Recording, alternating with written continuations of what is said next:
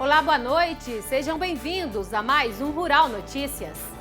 Hoje é quinta-feira, 15 de setembro, e vamos conferir agora os principais destaques desta edição. Ministério da Economia sobe projeção para o PIB e reduz estimativa de inflação para este ano. Banco Mundial aponta risco crescente de recessão global em 2023 e afirma que a inflação dos alimentos continua alta em todo o mundo, principalmente entre os mais pobres. Preços do gás natural inviabilizam produção de nitrogenados na Europa e consultoria afirma que consequências podem ser catastróficas. Preços das hortaliças seguem em queda nos mercados atacadistas do país. E na série de entrevistas com os principais nomes concorrentes a governos estaduais, hoje Luiz Carlos Reis, do PP, fala de suas propostas para o Rio Grande do Sul. Tem ainda as cotações, análises e muito mais. Fique com a gente porque o Rural Notícias começa agora.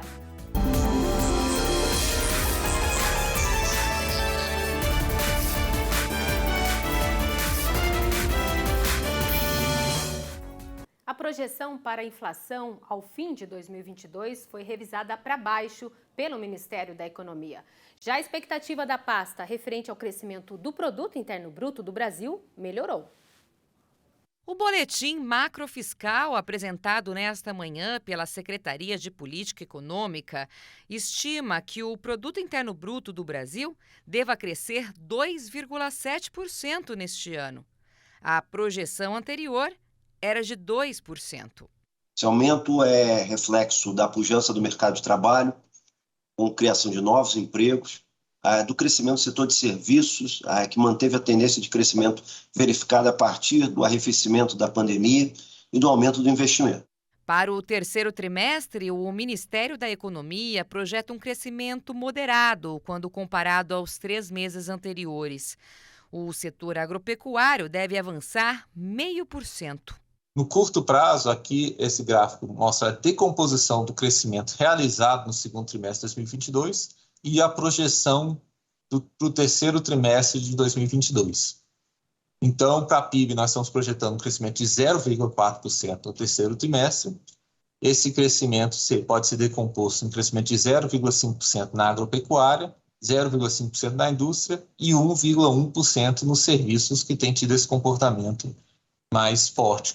Já para a inflação, que é medida pelo Índice Nacional de Preços ao Consumidor Amplo, o IPCA, a previsão do governo caiu quase 1%. Nós projetamos, em julho, nossa projeção para o IPCA estava em 7,2%, nós reajustamos para 6,3%. E seguimos por aqui falando de economia. Considerado uma prévia do Produto Interno Bruto, o Índice de Atividade Econômica do Banco Central registrou expansão de 1,17% em julho deste ano, na comparação com o mês. Esse foi o segundo mês de alta seguida do indicador. E vamos continuar por aqui falando agora sobre o dólar e também Ibovespa, para entender como fechou, esse dia do mercado financeiro. Então, fechando em alta de 1,18% em R$ 5,23 mais 9. Já o Ibovespa, principal índice da Bolsa de Valores aqui no Brasil, em queda nesta quinta-feira em 0,51%, 109.984 pontos. E agora vamos chamar o nosso comentarista, Miguel Daúde, para falar sobre essas projeções da economia brasileira. Daúde, já vamos começar então, primeiro analisando esses índices para 2022 e depois sim a gente avança para 2023. Então agora para 2022 o indicador mostra aí PIB maior, inflação menor e a gente não pode esquecer que nesse semestre ainda temos eleições. Então, Daúde, você acha que essa previsão para 2022 ela deve se concretizar? Seja bem-vindo, boa noite. Boa noite, Flávia, boa noite a todos. Pois é, Flávia, esses números surpreenderam o mercado, né? O governo vinha dizendo que o Brasil ia crescer mais, que ia haver uma melhora no nível de emprego. Os analistas achavam que isso não poderia acontecer, mas está acontecendo. Se tiver algum efeito negativo nesses próximos 2 trimestres aí, que teremos pela frente a avaliação, não será algo assim tão diferente do que está sendo estimado. Então, o Brasil surpreendeu. Agora, por que surpreendeu? o governo injetou quase R$500 bilhão, né, de reais no mercado, corretamente, isso precisava ser feito, tirou a tributação de vários produtos e continuou dando incentivos. Então, tudo isso, liberação antecipada de fundo de garantia, antecipação de 13º, formou um cenário para o crescimento. Você alimentou a demanda, como nós estávamos com uma defasagem, né, na oferta, a oferta acompanhou, gerou empregos, principalmente no setor de serviços, que acabou levando a esse cenário. Então, não tenha dúvida que é um cenário muito positivo, Flávia.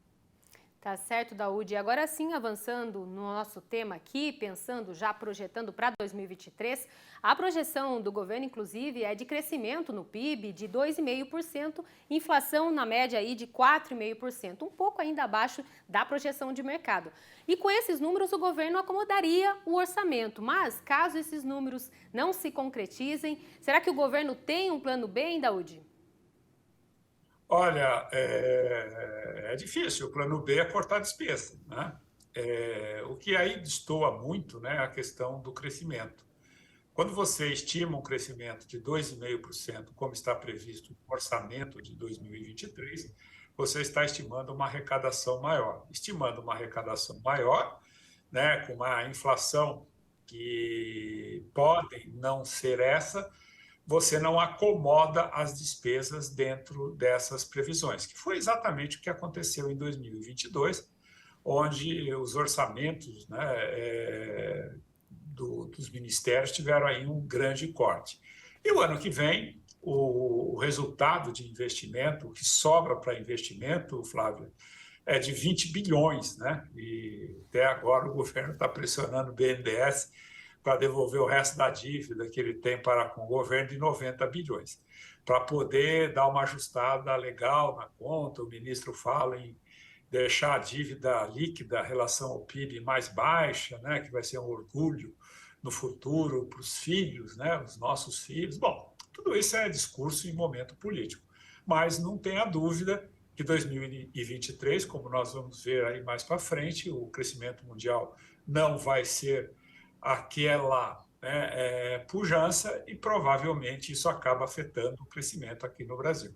Mas o Brasil tem uma posição tranquila graças à agropecuária, né? A agropecuária hoje vem mostrando resultados comerciais, no fluxo de comércio bem significativo, só que a agropecuária não tem o retorno do governo que na proporção que ele traz para o país. Nós não temos dinheiro para o seguro de crédito, para o seguro, né, do setor agropecuário, o crédito está caro e escasso. Está aí, talvez o governo possa fazer uma reflexão, né, e reconhecer a sua dívida para com o setor. Claro. O setor precisa de ajuda, né, Daúde? Obrigada, boa noite. Boa noite. E a seguir, Banco Mundial aponta risco crescente de recessão global em 2023. Tudo isso e muito mais é daqui a pouquinho. Até já!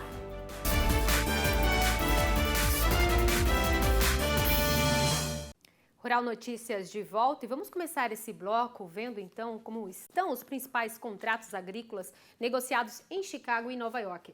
Soja em Chicago, 14,51 em queda também para o milho em Chicago, 6,76. Trigo, 8,44, também em queda. Já o café em Nova York apresenta alta, 2,16. Açúcar, 0,17 centes. E o algodão, 1,3, alta também para o algodão e alta também para o suco de laranja, em 1,69. E agora o fechamento aqui no mercado físico, soja Rio Grande do Sul, 183, também em queda. O milho, Praça São Paulo, estável, R$ 87,00. Arroba do boi gordo em Cuiabá, 266, estável também, arroba do boi. Café Arábica Sul de Minas Gerais, entre R$ 1.265 e R$ 1.300, em alta de R$ 5,00, uma alta expressiva aí para o café. Algodão Araçatuba, 205,22, queda aí para o algodão. O presidente do Banco Mundial, David Malpass, afirmou na manhã de hoje que o mundo pode estar se aproximando de uma recessão global, conforme as instituições centrais aumentam simultaneamente as taxas de juros para conter a inflação. Segundo o presidente, a preocupação é de que as consequências sejam devastadoras para os mercados emergentes e economias em desenvolvimento. Para o Banco Mundial, as atuais elevações das taxas de juros globais e também as ações de política monetária devem continuar no próximo ano, mas podem não ser suficientes para trazer a inflação de volta ao que era antes da pandemia de Covid-19.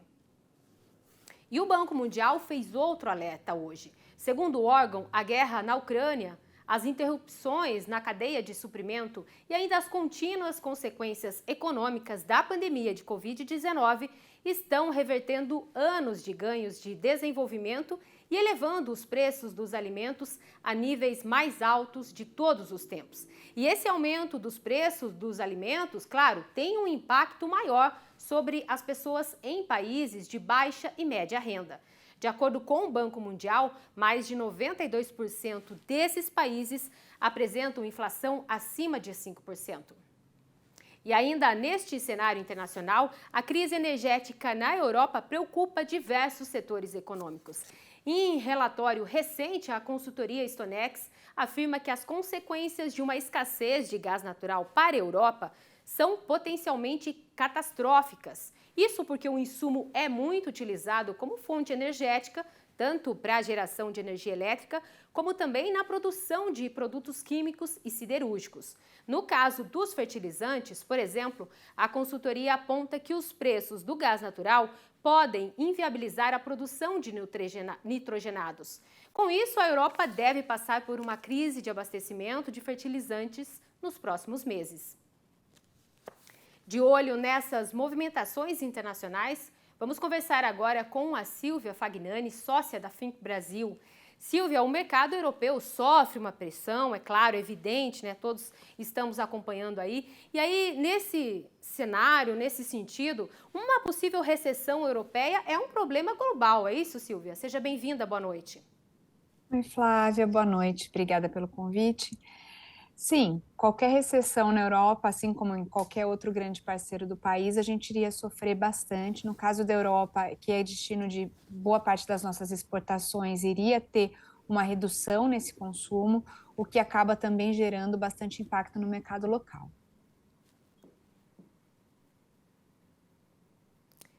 Ô, Silvia, olhando agora aqui para a nossa realidade, principalmente focando nos fertilizantes, podemos projetar uma nova disparada nos preços, aí pensando em médio prazo?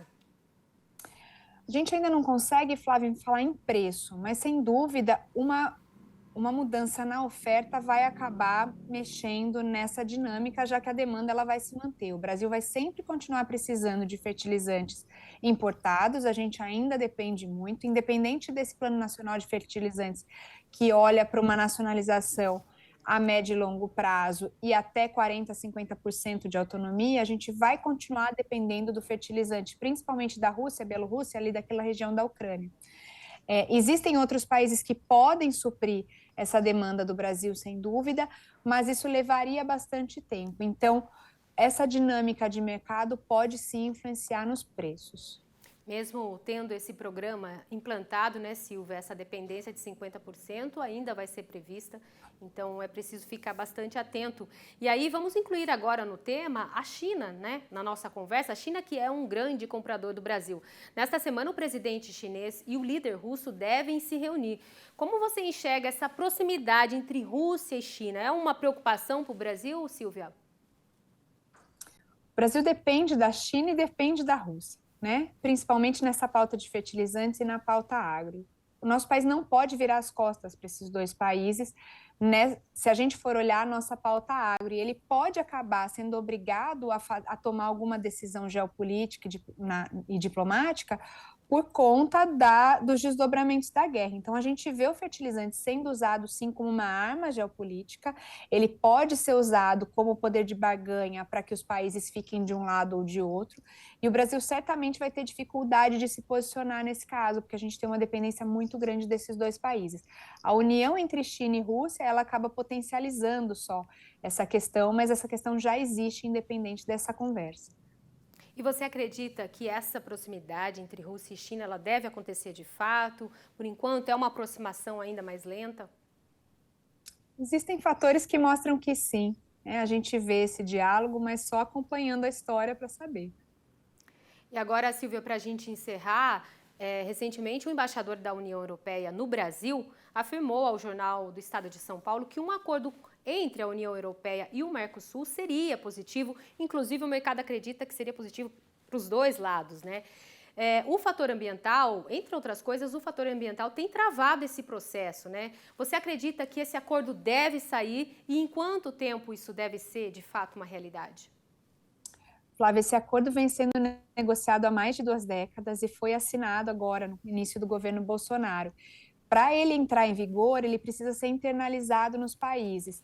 Cada um dos países em seus parlamentos precisa assinar para que ele passe a vigorar. Isso precisa acontecer principalmente em países de maior relevância, como a França, a Alemanha, a Espanha, que têm travado essa batalha com o Brasil pelas questões ambientais.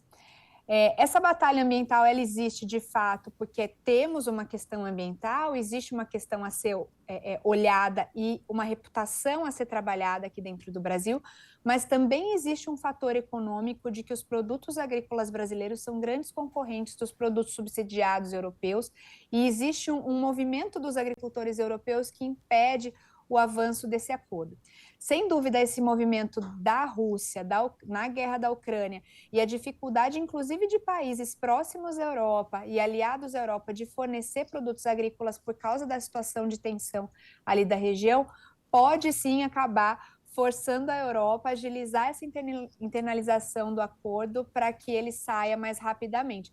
Então, por esse lado, pode ser benéfico para o Brasil e eles podem, inclusive, acabar mudando algumas questões ambientais que a gente vem tratando com tanta preocupação pela necessidade de abastecimento. Então, vai ser interessante observar essa mudança, inclusive, de padrão na negociação, caso a União Europeia venha efetivamente precisar do produto brasileiro.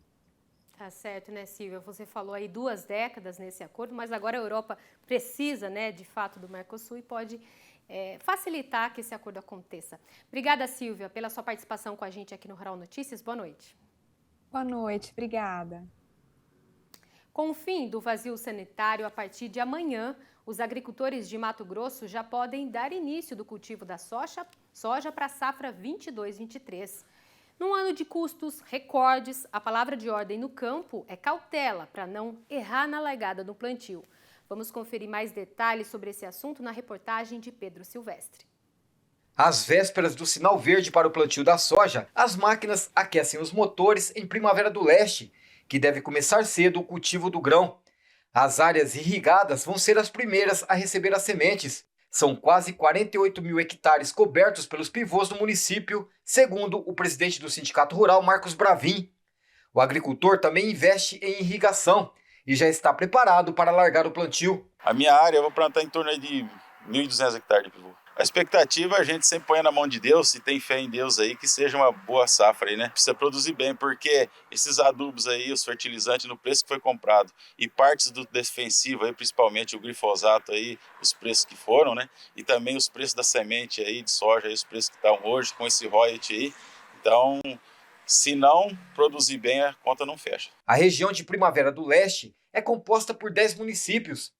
Juntos, devem cultivar aproximadamente 1.600.000 hectares de soja nesta safra. Nas áreas de sequeiro, com expectativa de semeadura a partir de meados de outubro, a recomendação por aqui é cautela para garantir uma boa germinação das plantas.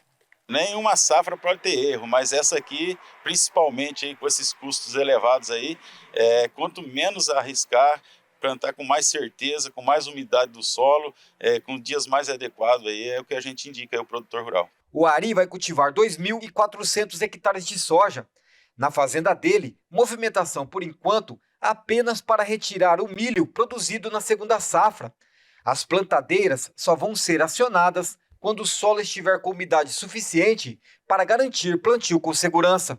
Enquanto não chover uns 70 milímetros, nós não conseguimos plantar, nós não planta. Que não dá para arriscar, que tá muito caro, né, as coisas, né? Então nós temos que andar com os pés bem no chão, porque senão nós não aguenta. Em Mato Grosso, as lavouras de soja devem ganhar espaço nesta temporada, ocupando mais de 11,8 milhões de hectares, segundo o IMEA. A área é 2,9% maior que a cultivada no último ciclo. Apesar do incremento, o cenário é de incertezas e de preocupação com os custos. Os gastos com insumos, por exemplo, ficaram 70% maiores que na safra passada. Um ano em que provavelmente a quantidade por hectare de fertilizante vai ser menor que os outros anos que a gente utiliza normalmente. E o valor oferecido no mercado futuro do soja não é suficiente para o custo de produção atual. Então não é um momento delicado, é um momento que você enxerga uma crise no setor e principalmente para quem paga arrendamento, Pedro. É um momento, hoje, né, ainda não viabilizou o custo de produção com viabilidade econômica para o plantio de soja. Considerando a produtividade média dos últimos anos, a estimativa é de que os agricultores de Mato Grosso produzam mais de 41,5 milhões de toneladas nesta safra. Cerca de 26% deste montante já foram comercializados.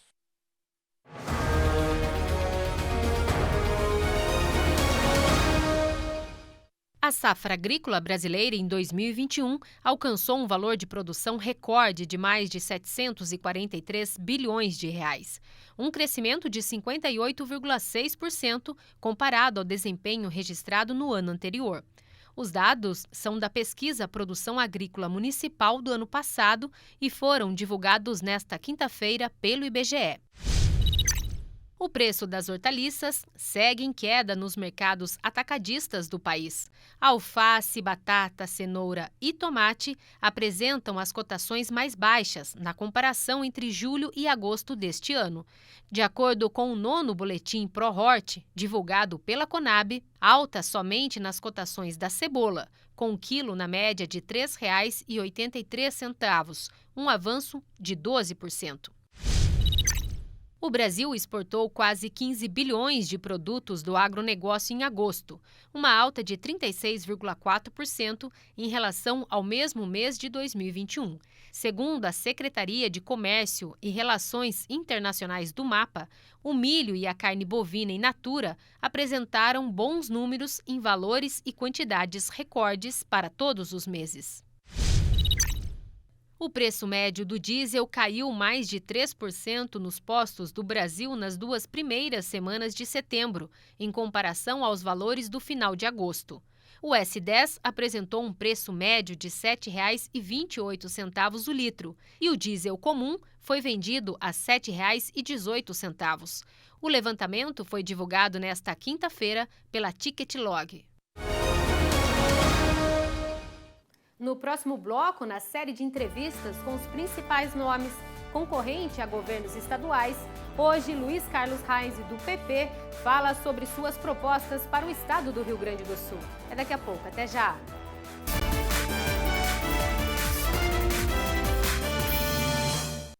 O vazio sanitário chegou ao fim em diversas regiões no Brasil no dia de hoje, 15 de setembro. E vamos saber agora como fica o clima para a cidade de Sapezal, em Mato Grosso, e também para a costa sudeste até o centro-sul do Brasil, que tem previsão de chuva de 30 milímetros. Quem traz os detalhes para a gente é Desirê Brandt. Boa noite, Desirê. Muito boa noite também a todos que nos assistem. Hoje terminou o vazio sanitário em São Paulo, Mato Grosso do Sul, Mato Grosso, demais áreas de Rondônia, metade sul do Pará e Amazonas também. A umidade do solo ainda está muito baixa na maior parte destas áreas produtoras, a não ser no sul de São Paulo e sul de Mato Grosso do Sul. Tem previsão de chuva nesses próximos dias, inclusive choveu ontem em Mato Grosso, choveu hoje também, mas esta ainda não é a chuva que vem para ficar e muito menos reverter esse quadro de falta de umidade no solo. Em Sapezal, ontem à tarde, tivemos um forte temporal e com muita ventania, isso por causa da combinação de umidade e calor que favoreceu a formação dessas nuvens carregadas, e é por isso que a chuva veio acompanhada por rajadas de vento acima de 50 km por hora. Isso pode acontecer novamente na noite de hoje, só que trata-se de uma chuva bem pontual e com curta duração. Nos próximos 30 dias, só tem previsão para 3 episódios de chuva. No meio da semana semana que vem, porque amanhã já diminui muito a possibilidade de chuva e só na semana que vem é que tem previsão de chuva novamente, só que aí vai abrir de 10 a 15 dias sem chuva, só vai chover de novo no dia 6 de outubro, depois dia 16 de outubro, veja que são episódios até fortes de chuva, só que eles são rápidos. A gente ainda entra nesse período aqui de 15 de outubro até 15 de novembro, também chuva intercalada por períodos de tempo seco. O produtor rural deve ficar de olho na distribuição dessa chuva. E é somente a partir do final do mês de novembro, eu diria nos últimos 10 dias do mês de novembro, que a chuva finalmente se consolida e existe até uma possibilidade de invernada no mês de dezembro. Bom, e amanhã ainda teremos o corredor de umidade provocando chuva desde a costa do sudeste até o centro do Brasil, só que aqui entre Mato Grosso e Goiás é uma chuva localizada, com baixos acumulados e de curta duração. Tem previsão de chuva em torno até de 30 milímetros para alguns municípios, mas é algo bem pontual. Na próxima semana já diminui, principalmente a partir do dia 21, 22 de setembro, já diminui novamente a chance de chuva no centro do país e continua a chover principalmente na região sul. E chegamos na última entrevista da série com candidatos a governador do Rio Grande do Sul. O papo de hoje é com o candidato do PP, Luiz Carlos Reis, que está tecnicamente empatado com o Edgar Preto do PT na pesquisa IPEC feita com 1.200 eleitores entre 30 de agosto e 1º de setembro. Vamos conferir.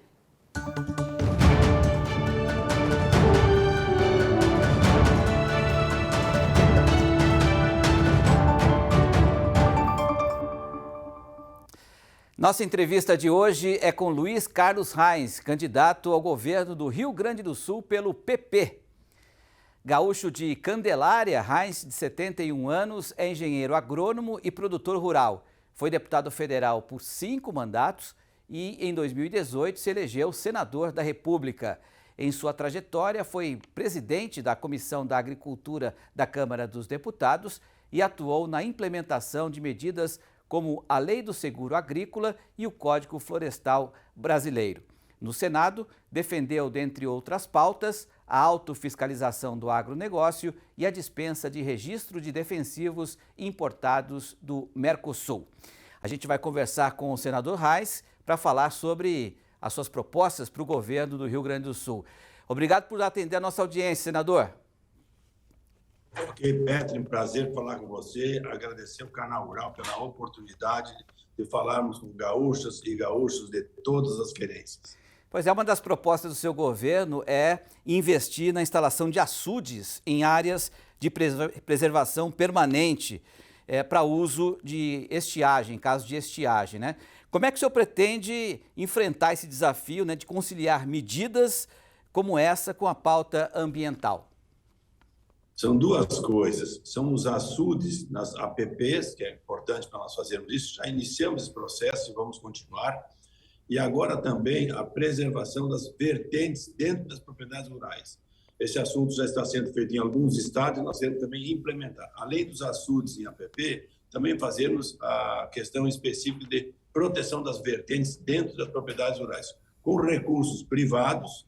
Alguns produtores que possam pagar, pagarão, e quem não puder pagar essa recuperação, fará com recursos que a iniciativa privada, capital brasileiro ou estrangeiro, possa fazer, a exemplo que já está acontecendo com Minas Gerais. No seu plano de governo também, o senhor fala em incentivar a agroindústria aí no Rio Grande do Sul.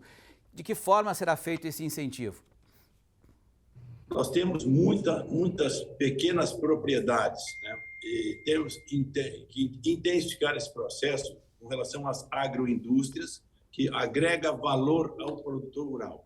Então, nós vamos criar um grande programa, usando assistência técnica, tecnologia, usando as nossas próprias vamos dizer, empresas de pesquisa que nós temos no Estado, a Embrapa e outros, e trabalhar para que a gente possa organizar os produtores rurais em regiões, e aí estimular um crédito, microcrédito, crédito que a gente possa colocar à disposição via Banrisul, que é o Banco do Estado, via Badesul, via BRD, são 3 bancos que o Estado possui, que possa ajudar os micro e pequenos produtores, ou quem quiser investir, não é apenas micro e pequenos produtores. Quem tiver algum investimento, pode ser até maior, ele vai ter todo o incentivo. Nós aqui, por exemplo, somos campeões em carne ovina. Tem muitos abatedouros que podem ser feitos, pequenos abatedouros, para agregar valor na carne ovina de qualidade que nós temos no Rio Grande do Sul. A exemplo disso, tem tantas coisas importantes que podem ser feitas e nós vamos incentivá-las. Pois é, o senhor fala também em incentivar o Plano Safra em áreas estratégicas. Que áreas estratégicas seriam essas? E como é que seria feito esse aporte financeiro no momento que o orçamento público está cada vez mais escasso, hein, senador? A gente tem o Plano Safra Nacional. Nós queremos conectar com o Plano Safra Nacional e adequá-lo a algumas regiões do Estado, dirigindo esse trabalho com o Plano Safra. É importante nós trabalharmos com as cooperativas, com as cerealistas, com as indústrias, já tem um sistema integrado, e buscarmos uma direção desse processo que já funciona. E nós queremos incentivar algumas regiões, especificamente, até com recursos dos bancos que nós temos aqui, que é importante, esses bancos que possam fazer, que eles possam dirigir-se a essas atividades que nós priorizaremos em algumas regiões, principalmente na metade sul do estado, para que a parte norte é mais desenvolvida, com cooperativas e essas alternativas, nós temos priorizar a metade sul com empreendimentos importantes. A olivicultura, por exemplo, está chegando no Rio Grande do Sul. Eu mesmo já tinha ajudado com uma pequena agroindústria de oliveiras, né, aqui no interior, onde começaram as oliveiras no Rio Grande do Sul. Isso é um ponto importante, isso é um exemplo de tantos que nós podemos incentivar aqui no estado do Rio Grande do Sul. Isso é uma maneira de agregar renda e novos negócios surgirem, né, aqui no estado do Rio Grande do Sul. Oliveira é um deles e tantos outros que podem ser feitos. No seu programa de governo tem também a instalação de um programa estadual de aquisição de alimentos. Como é que funcionaria esse programa? Nós já temos hoje a merenda escolar que permite que compre. Nós queremos incentivar, além da merenda escolar, que as escolas estaduais possam comprar, conectar com as próprias prefeituras, também fazer um grande mutirão entre estado e municípios e, vamos dizer assim, orientá-los para que possam comprar a merenda dos pequenos produtores rurais. Isso é muito importante. Existe hoje um amplo espectro que nós podemos, vamos dizer, dirigi-los com os recursos que já existem e alguma coisa mais que nós possamos complementar. Dessa forma, nós teremos uma merenda mais saudável, mais barata e conectada diretamente com cada região que produz, né? Então, é importante que nós possamos fazer, principalmente hortigranjeiros, estimular a produção e fazer com que essa merenda seja comprada, né, diretamente pelas escolas e algum outro programa que nós possamos adicionar com recursos que são escassos, mas nós buscaremos recursos para poder ajudar também, além da merenda escolar, outras alternativas, para diminuir também a fome que existe hoje no estado. É muito grande o problema de fome, temos mais de 1 milhão de gaúchos que passam fome, e vamos fazer um grande programa também que possa auxiliar, né, com alimentos que venham dos supermercados, das padarias, fazer um grande mutirão, como eu já fiz quando eu fui prefeito de São Borja, articulando as empresas locais para que pudessem ajudar a combater a fome. Uma parte é a merenda escolar e outras questões que nós podemos fazer. E outra parte também é diminuir a fome dos irmãos nossos, gaúchos, que passam fome. Caso seja eleito, senador, que olhar o senhor dará para as cooperativas, para o sistema cooperativo aí no Rio Grande do Sul? Só nós temos esse exemplo funcionando bem aqui no estado. Algumas regiões, como citei, a região sul, a metade sul é mais carente em cooperativas. Nós daremos toda a atenção que já temos dado para ela como deputado, como senador, como líder classista, e eu quero também ajudá-las no sentido de, nas regiões que nós não temos, montar esse sistema. Pequenas indústrias que a gente quer criar, pode ser cooperativas ou não, mas também a questão das cooperativas, que a gente possa estimulá-las para que outras regiões do estado que não tenham possam tê-las. Então, é um sistema importante que funciona bem em várias regiões do país e nós queremos estimular que esse mecanismo possa funcionar aqui também no Rio Grande do Sul. Temos ainda 30 segundos, senador. Um recado final aí para o produtor de todo o Brasil, especialmente para os gaúchos. Para os gaúchos que estão nos assistindo, é um grande prazer. Pela primeira vez terá um técnico agrícola, um engenheiro agrônomo, produtor rural, a dirigir o Rio Grande do Sul. Nunca teve um agricultor no comando desse estado. E agora vai ter Heinz no comando desse estado, Heinz Itanice, comandante Nádia, que é a nossa chapa. Nós conversamos com o Luiz Carlos Reis, candidato ao governo do Rio Grande do Sul pelo PP. Obrigado, Reis. Obrigado pela entrevista. Até uma próxima. Valeu, tia. Um abraço. Tamo junto. Valeu, um abraço.